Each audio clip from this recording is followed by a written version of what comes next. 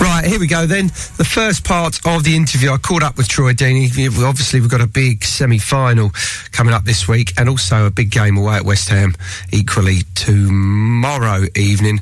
This is the first part of the interview when I asked him about players from last year, this year, the manager Quique Sanchez, and also about having leaders, Watford having a leader in himself. This is what he had to say. So the key factors this year of the success, I've heard a lot this year about whether it be Liverpool, Man City, Man United, Arsenal. I keep hearing the word they've got not necessarily any leaders within the team. And I think I speak on behalf of, all Watford fans, that you've led by example, not just from running the front line but doing a lot of other work on the pitch. You think that's also been part of it? Don't be modest here, Troy. Don't be modest. It's not something for me to... I don't like speaking about myself, to be honest. I think it makes you look like a bit of a built your own bottom, shall we say, yeah. But if other people think that, then I definitely appreciate it. But I'm just trying to do what's best for Watford football team, and I think throughout the course of this season, most of the players have done that. I think everyone's put Watford first, not been... I don't know, for example, Troy has to score 20 goals again, or Aurelio has to keep an X amount of clean sheets. You know, it's just one of those things that we all have to work for the team, and being the first season back, the main aim was to just make sure we stayed in the Premier League, and we've obviously got the FA Cup. Then the personal game comes from that afterwards, and people are doing well. Iggy's done really well this season, and Gomi. The plaudits will come from the national press anyway. We hit the ground running this year with the new players being a big part of that's got to be testament to the existing players and the coaching staff. Yeah, you can say that. I think I'm going to give the players a bit more credit here, because I think even the coaching staff was new. So, you know, the old guard like myself and a few boys from last year could have easily been, you know, a bit moody with them, or like, oh, this weren't what got us here last time, kind of thing. So I think it's more down to the players that we got a real good bunch here. I think at the start of the season we had 33 players, 34 before the 25 got cut and everyone went out on loan and sold and whatever. And I'd honestly say 26, 27, maybe even 28 of them were all ready for a new season and push themselves. People have got to decipher which ones were not good or what, but everyone had their own agenda, and you know, people who were very successful last year have gone on loan and have been sold and what have you. But the main aim was what I spoke about earlier, that the main goal is to stay up, and you need to be all together. It can't be individual gains, and the gaffer got rid of that early doors, and I think that's why we hit the ground running so well, because we know what we're about and what needs to be done. And as you can say, it's like 3:10 now, and you know, last year there'd be absolutely nobody here, but you still see like Reddy Jolly just left, a few other lads are leaving, and obviously I'm still here. Yeah, sorry to hold you up. You talk about the gaffer. What differences has he made to the setup, to the team this year? The most obvious one would be the defensive shape. I think we are third best in the league in terms of clean sheets and goals conceded.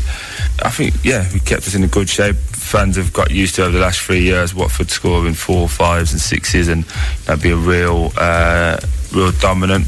But I think to be in the Premier League, you have to make sure you've got the defensive side done, and I think I'm not going to put pressure on myself or the gaffer for next year, but you know, we've got that base now, and you got a base to build off to improve attacking frameworks. I think if you look at Stoke, for example, when they first came in, it was making sure it was tight at the back, and then they'd just nick games. Now they're a more expansive team, and they've changed over the years, but they've done it progressively. I think if we were to just go, right, we've been really defensively sound this year, next year we need to go and buy 7 strikers and the wingers, I think you'll end up in a bad way. So we set good blocks to move not just this club but the whole town forward in the years to come. There you go. This is the first part of the interview with Troy Deeney, and in the second part he talks about the localness of all the players. He's a great lad, isn't he? He's a great lad. Right, the next part of the Troy Deeney interview. 24th of October last year in the 43rd minute. Maybe one of your boyhood ambitions and dreams come true against Stoke? Yeah. I don't know about... I thought... Again, I didn't really set myself... Like, I'm not one of them kids that was like, I need to be in the Premier League, I need to do this. It was just kind of... Everything I've kind of done has kind of just happened. Do you know what I mean? Like, I just enjoy everything that I do, and everything that I do to my best ability.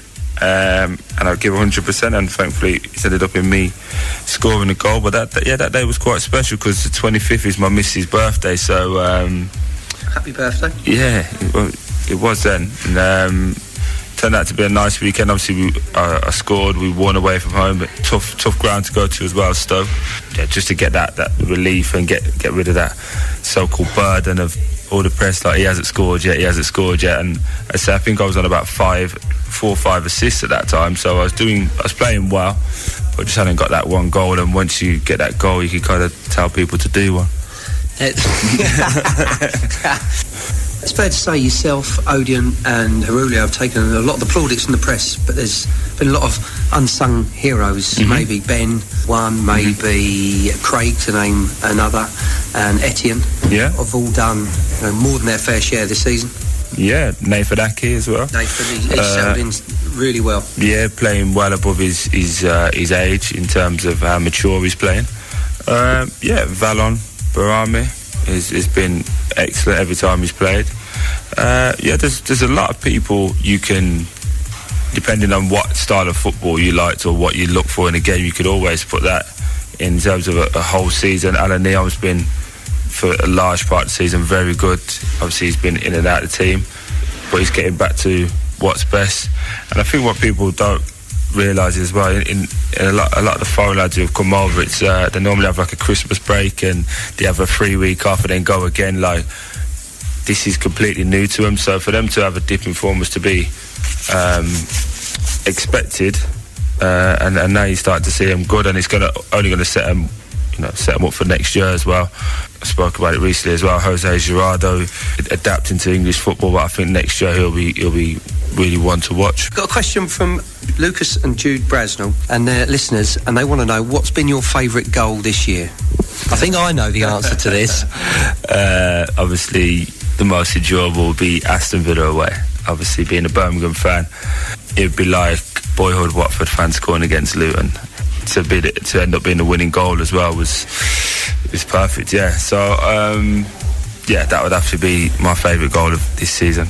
Going into the Arsenal game, there was real belief, I think, from yourself, the team, and the fans.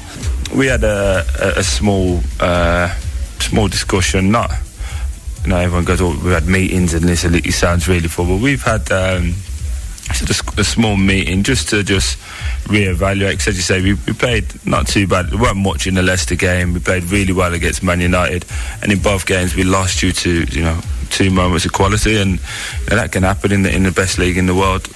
We just said, it'd be one of those games. If you win, it makes this season look unbelievable compared to what it might have looked like after the Leicester game, and everyone's going, I think the Sky pundits were saying we've run out of steam, and what do they know?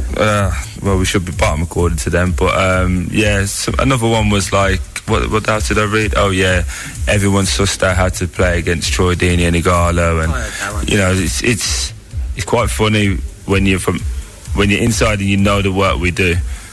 What people who haven't got a clue in terms of like how much hard work and what's happening behind the scenes is trying to comment on it. It ends up being quite funny. So we had a self-belief anyway, and we knew we could definitely do a job over Arsenal, and the confidence was high. I think stuck to our game plan really well, and then when we had our chances, we definitely just took them, and other than the last 8 minutes, I don't think Arsenal really threatened us. I've spoken to a lot of ex-players this year, and since your time here, the club has changed and moved forward from a point of view of the ground at Vicarage Road and the training facilities here. It's moved forward and still continuing to do so. You must have noticed that in the time you've been here. Yeah, it's changed. It's changed tenfold, and I think obviously because I've got a bit more of an insight now that some of the plans for next year and the year after are are really going to take this club to the next level. I won't go and say them and put pressure on Scott and stuff, but what they're talking about could potentially take us to being on the same level as, say, an Everton or someone like that. So it's exciting, and that's why even like there's a lot of suggestion that, like, obviously myself, Ardian and a few others could leave in the summer, but you weigh everything up and you think, for what, really? Like, we're getting everything that we could get elsewhere here, and we're known, we love it, the fans love us. There's no real reason to jump ship. Watford fans would love to hear that. And last question, outside of football, things have changed for you as well. I'm sitting watching the telly one evening and question of sport, and who pops up there? Yeah. Troy Deeney. What's been the best thing outside of football that you've done, or you've met, or you've experienced this season? Question of sport. Yeah, question of sport was good. And you won on there as well. Winning answer as well, actually. Yeah. But no, I've been, it's going to sound really big-headed, but I've turned down question of sport before, and like shows before. Like, I'll only do things when I feel that it's on my terms. I don't want to go and, like, especially when I was in Championship, I wasn't desperate to go, oh, look at me, I'm a good player. So I just do things like that. But the best thing I've done, I would say, I got two. I would say my charity, which I'm just getting the final legalities of that done.